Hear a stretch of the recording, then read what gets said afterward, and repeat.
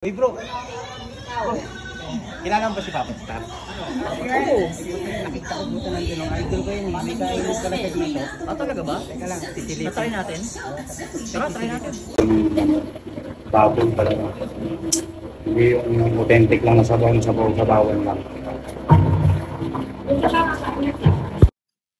Alam niyo ba guys na may sariling kainan sila Papa Star na lutong Ilonggo at kung di pa nga kayo nakakatikim ng lutong Ilonggo, ito na yung pagkakataon nyo para makatikim ng ganitong luto na located lang pala dito sa 524 MDS Street, Pineda, Pasig City. Bale ito guys yung mismong place kung sakaling dadayo kayo para kumain.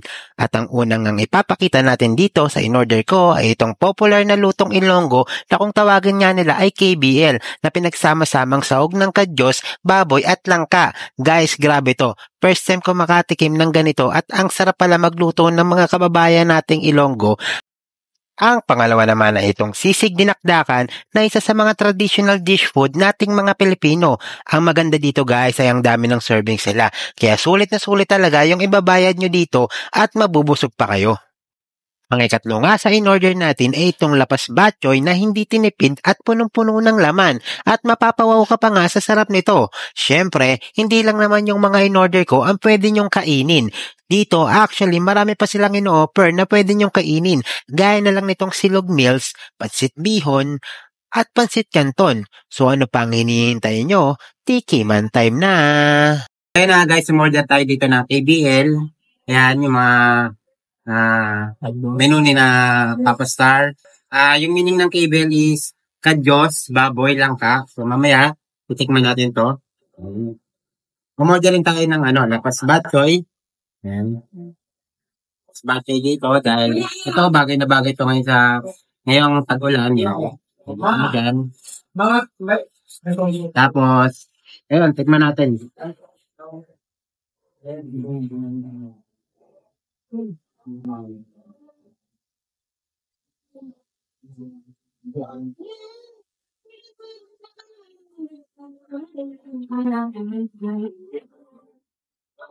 Yung dito.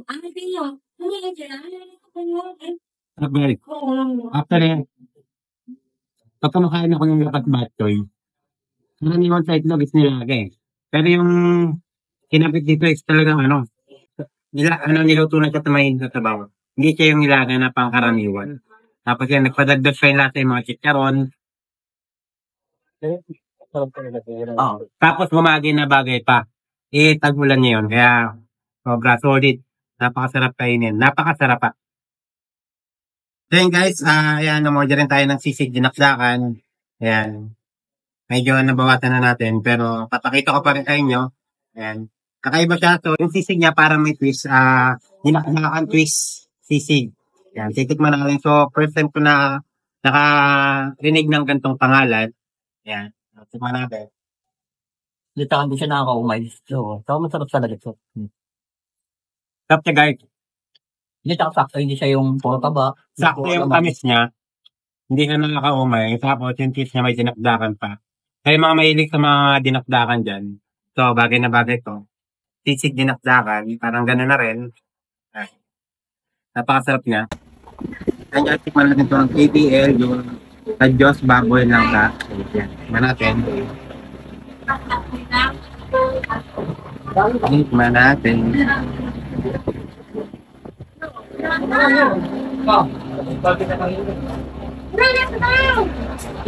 Sakto-sakto yung asim niya. Very tasteful. Napakasarap mo yun. Actually, ngayon lang nakakain ito. So, hindi ko na-explain yung laman niya. Pero overall, napakasarap talaga niya. So, napakagandang experience ito na makatikim kayo ng kakaibang pagkain. Kaya nito. Hindi ako mga may indicate sa mga pagkain dyan. Gusto nyo mag-explore. Ito, tikman nyo to. Sigurado, hindi nyo pa natitikman to. Ayan. Napakasarap po niya. So, ayan guys. Interview natin yung tatay ni Papa Star.